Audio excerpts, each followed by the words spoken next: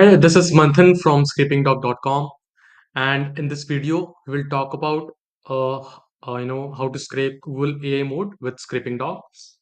So, as you all know, Google is gradually rolling out its AI mode feature.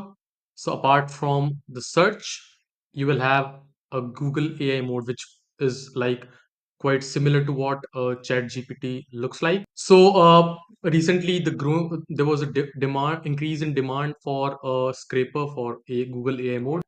So, we decided to build that, and we have now finally released that scraper.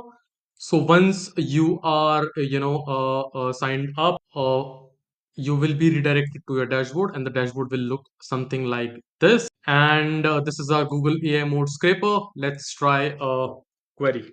Let's say check through. Once I click on try it button, I will be served with a beautiful JSON response, which includes inline images, text block, other stuff like the references, and this is how the complete HTML of this particular query looks like in the AI mode.